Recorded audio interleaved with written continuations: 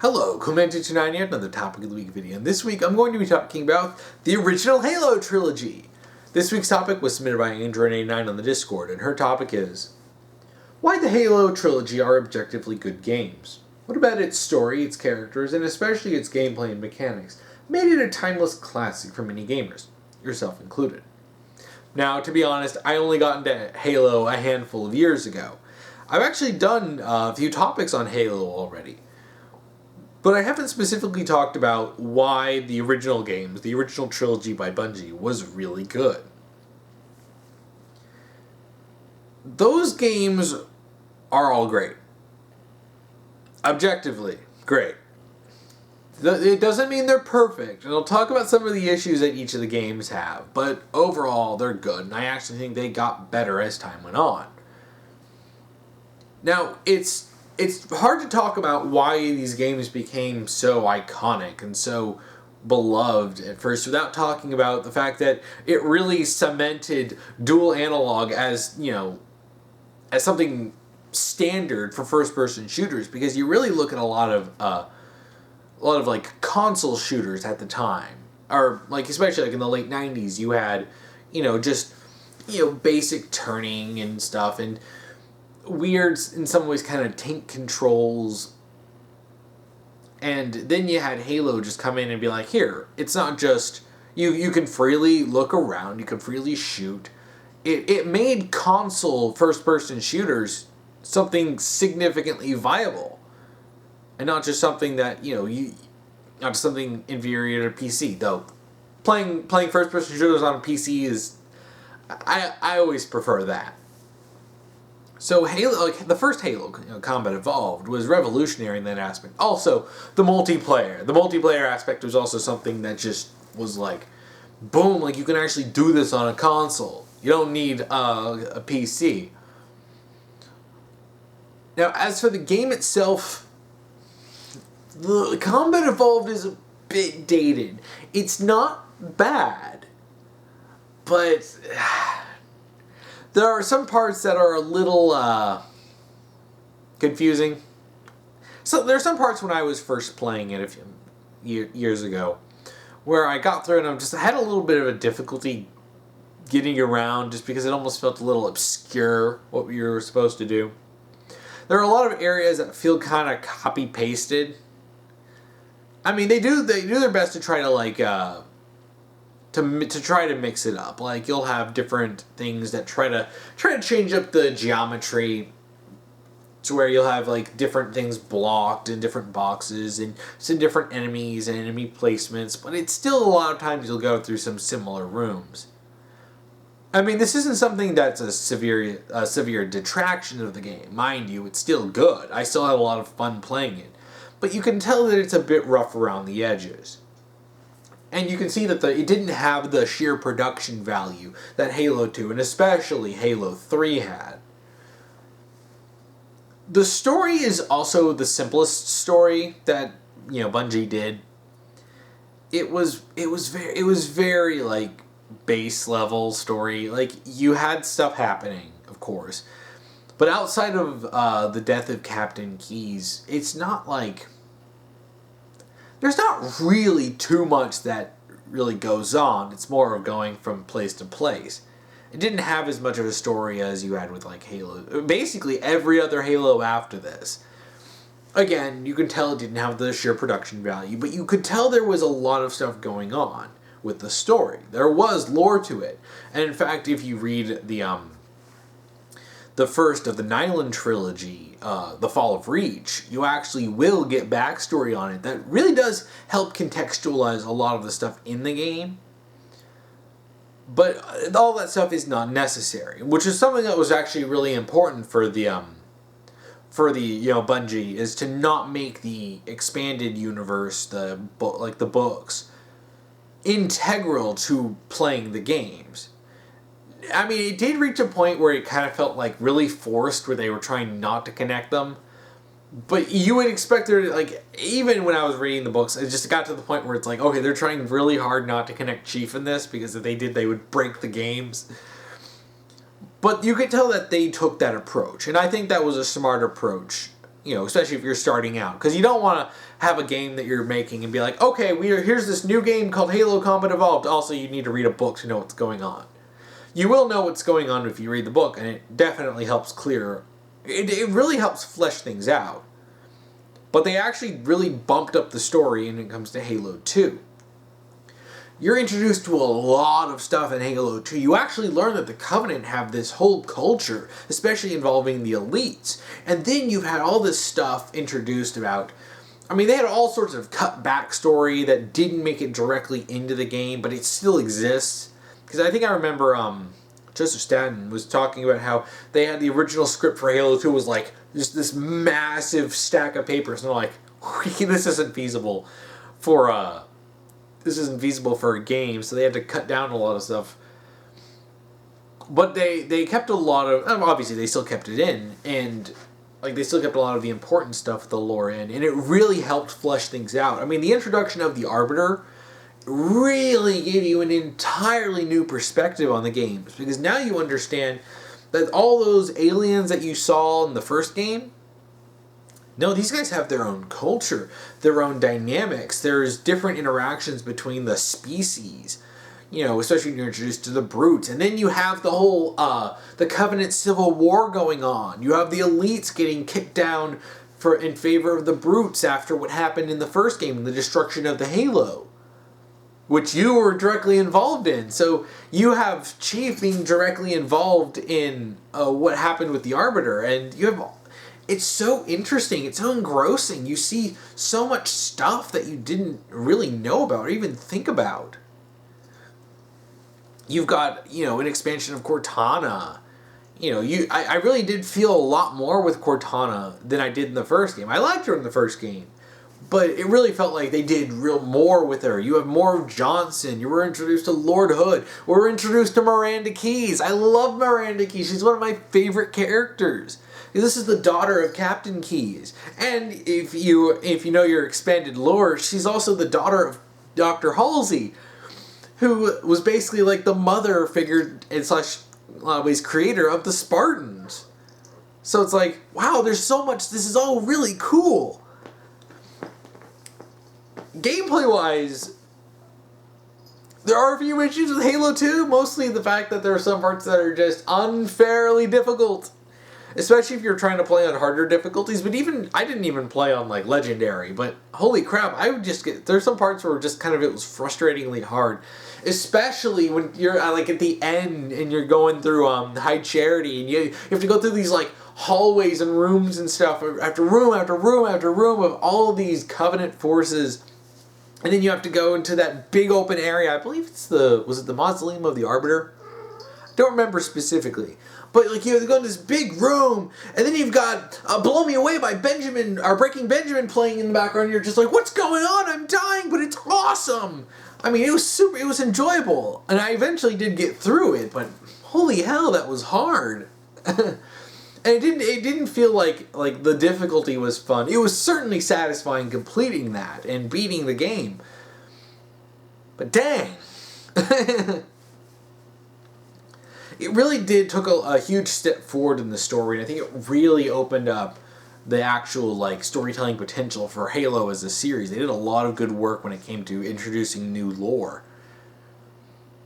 I mean, and then you have the whole, in terms of gameplay, you still have the great gameplay, but then you've also got adding on the whole online multiplayer and stuff, and that's where Xbox Live really took off, and that was when it really went crazy. It was like, no, this is the definitive online first-person shooter experience. Another thing I should probably have talked about before was a lot of the simple controls, because when you're playing a Halo, and I mean, okay, so I know this is a Switch Pro controller, but it's still pretty much the same layout. It's actually really simple when you're playing, because you move, and you aim with this, the right analog, and you shoot, throw grenades, you jump, you press, you melee, you switch weapons. It's all very simple. Some later games would add more details and stuff to the gameplay to try to, keep it fresh. Like, you have, equipment in Halo 3, or the armor abilities in Halo Reach. but I won't be talking about Halo Reach, since this is about the trilogy. But when you're playing it, they feel good when you're playing it. It feels so natural. Though, it wasn't until Halo, ODST, where I got the ability to, I found like they had a control thing that really felt like it matched with, I wanted to have like, the right layout for me, but that's besides the point. But yeah, there was also the fact that you didn't have like aim down sights. It had a lot of inspiration from like older games. It didn't feel like it had the aim down sight that like Call of Duty had. Well, until later, and when starting in Halo 4. But we don't talk about the 343 games because those are blasphemous. But but they were all really fun to play. The original trilogy. Halo 2 is also kind of infamous. Like, there was some infamy regarding the advertisement that you'd be fighting for Earth, but you're only on Earth for the beginning before you leave and you go on to another Halo. I wasn't really around when that was going on, so I never really cared, honestly. I still thought that the story was fine, that the actual, like, the game was fine, except for being not very, like, unfair at times. But, it's also really known for having a very abrupt ending. I know a lot of people were not really happy with that, because it just ends and then Chief's like, I'm going to finish the fight, and then it ends. Now, I understand why people would be upset, especially because they had to wait for another 3 years for the next Halo game, and to actually have the conclusion to the trilogy. And I know that there was a lot of stuff that got cut in Halo 2. Like, there was supposed to be more going on. The Grave Mine was supposed to have a bit more of a steady introduction than just being like, boom, Grave Mine's here. Like, oh, wow, by the way, this is like the guy who's controlling the flood. Oh. Yeah, there were some parts, a few things that there were some issues on, but that was, again, in terms of production value, where they had issues where they had to cut stuff. Which is always something that ends up happening as games are made. But it didn't make Halo 2 bad. I still really loved Halo 2. And in fact, when I played it, I actually did really enjoy the ending. Especially when I could literally just start Halo 3 immediately after, which is exactly what I did. It's actually really funny, because when I first was playing that, and I already knew about this scene, but when I played it after I beat Halo 2, and I get to the end, and then, I'm pretty sure it's Lord Hood says, Chief, what are you doing? And Chief is like, sir, I'm finishing this fight. And it goes, end. And then it actually sent chills down my spine, and then it got me really hyped to play Halo 3 immediately afterwards, because then Halo 3 picks up immediately after that, with Chief on that little ship, and and it crashes, and it really felt natural in that regard. But I do understand why some people at the time, way back in 2004, may have been like, oh, come on! Wanting something probably a bit more dramatic at the end, but I think ultimately it works out, because then you get Halo 3, and Halo 3 is fantastic. Halo 3 is the best of the original trilogy. I actually feel like it nailed a lot of the points in the story, except a couple, which is some of my only gripes at the game. It did have some cut content, but it didn't feel like it. It really didn't feel. It felt like Halo 2. It does feel like there was cut content, but with Halo 3, missing a level or two that never actually made it into the final game, it never felt like. It never felt like there was important stuff that was cut. It was great. The game looked great. The game played great. The equipment that you had, it was very simple. Just added a little something extra that you could use in when playing the game. It was just such a really fun experience playing the game. The game was really well made. The level design was so much better. It all felt like the pieces came together. Like, even some frustrations that I had with, like, Halo 2, I didn't have them with Halo 3. Even though there were parts in Halo 3 that I did die on a few times, it never felt frustrating. in terms of the gameplay, top tier. It was the peak of the original trilogy.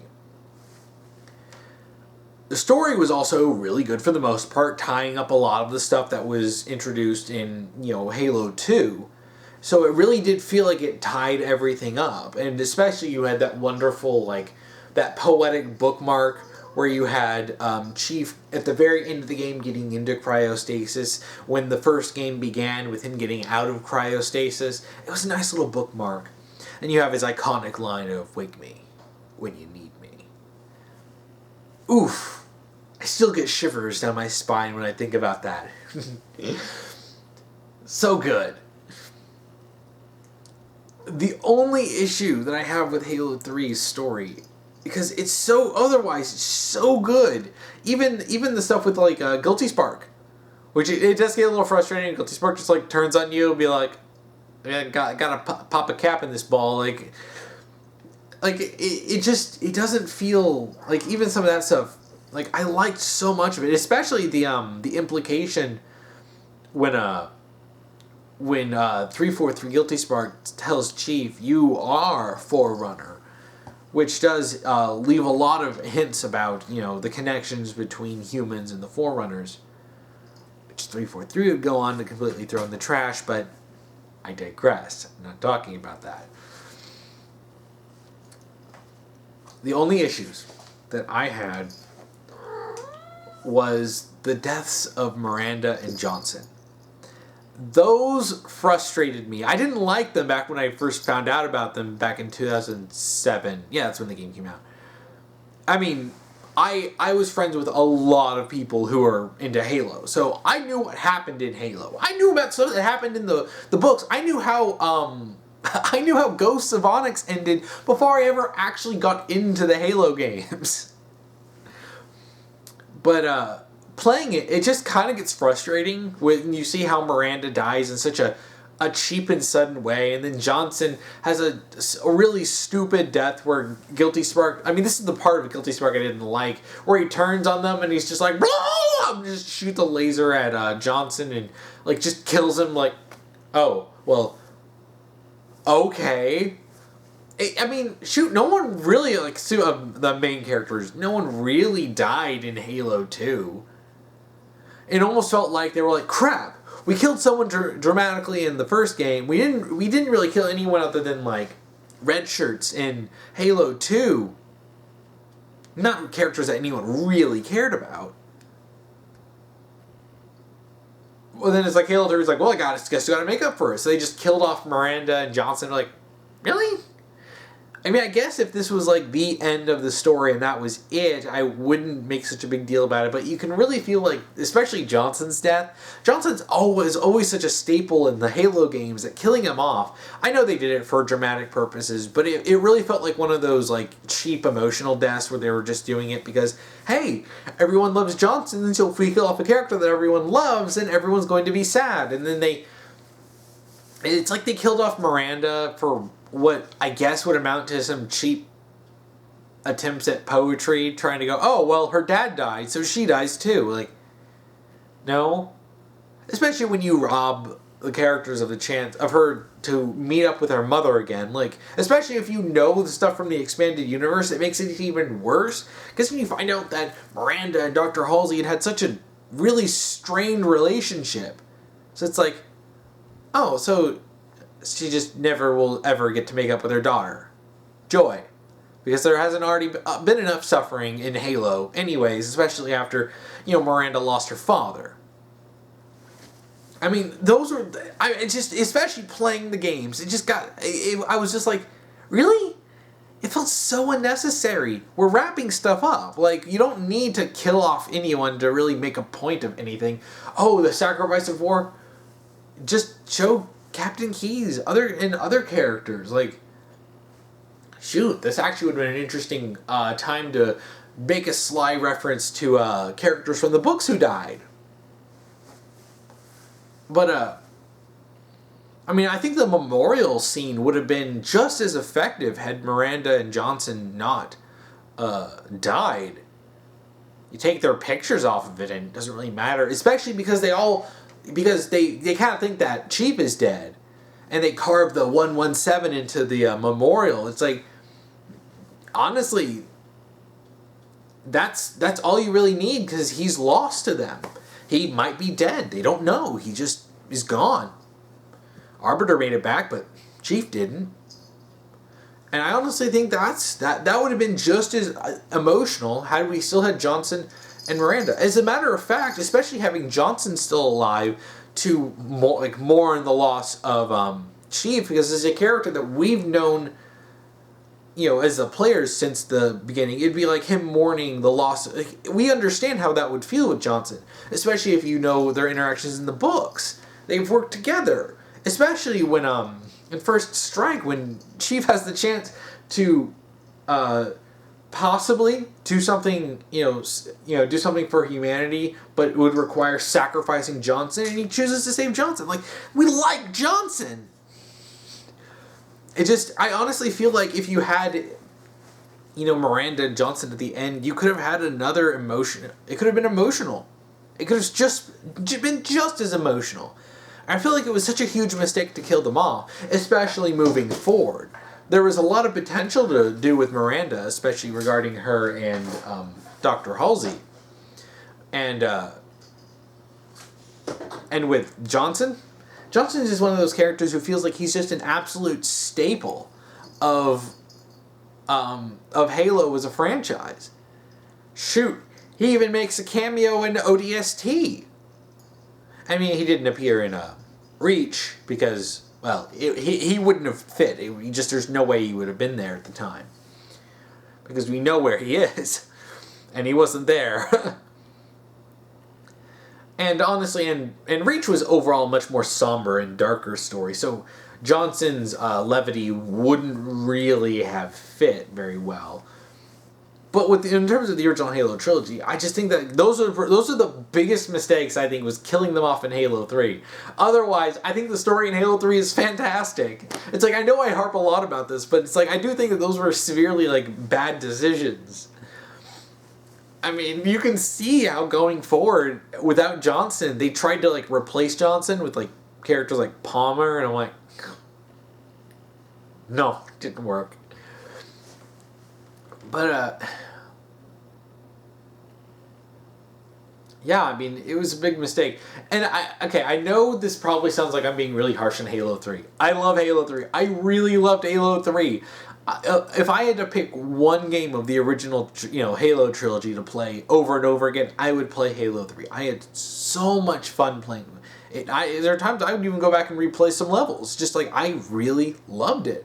More than Halo 1, more than Halo 2. I just loved Halo 3. And a lot of people agree. A lot of people will say that Halo 3 was the peak of the franchise. And it's easy to see that when the game is so good. So yeah, overall, if you're looking at these games, objectively, they are all good. They objectively also have some flaws. But, you can tell that, they were doing better each time. Some of the issues that they had were just different problems, really. Halo 1 had, clearly you had some, issues regarding production value. A lot of reused areas. Some kind of confusing level design. Not bad. It's not like I got lost all the time, but there were some points where it was just I felt like that John Travolta gift, trying to figure out where to go. Then in Halo 2, it's just it really wasn't balanced as well as it should have been for its difficulty. Especially if you're trying to play it on, Legendary. Because I know I've seen people just try and play Halo 2 on Legendary, and it's just, die. Like Bloodborne. You died. And in Halo 3, it's just, a couple of issues I have with the story. Other than that, I just adore Halo 3. I mean, it's really just, they're great games. There are a lot of likable characters, especially if you've been reading up on the lore. And it's but what's really great is you don't need the lore for the original trilogy.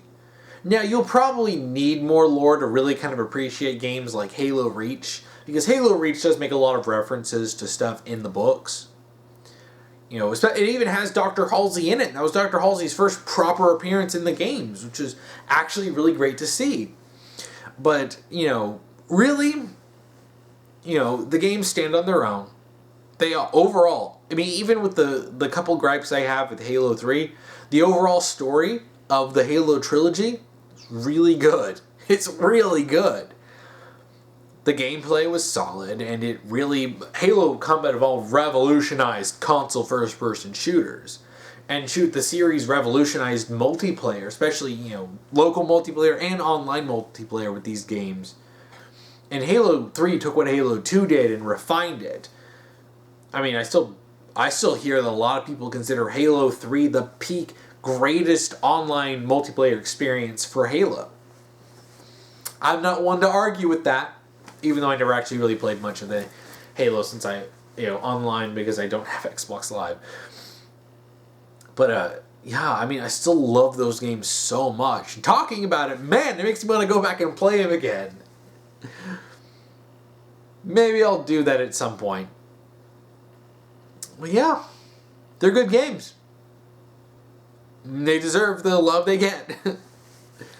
So yeah, that's about it for this topic. If you want to submit a topic to me, you can either comment below if you're on YouTube, or if you're on Tumblr, send me an ask and put topic : then whatever topic you want me to talk about. Or if you're on the Discord, you can go into the topic submissions channel and just submit your topic there. Just make sure to follow the rules that I'll be posting down below. If you want to watch last week's topic video, you can check that out here. If you want to watch next week's topic video, you can check that out here when I get that done. So what are your thoughts on the original Halo Trilogy? Good or bad? Please comment below. And thank you for watching.